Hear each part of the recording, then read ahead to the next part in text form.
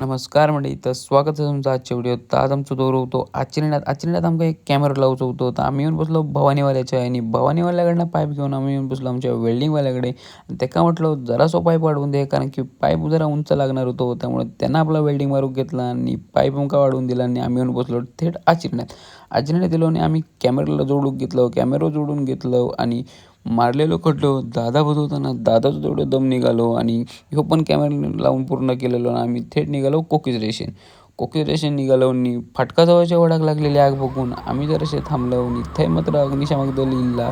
ता मात्र आपलं काम जोरदार करीत होता आणि आग विझवण्याचा प्रयत्न पूर्णपणे चालू होतो.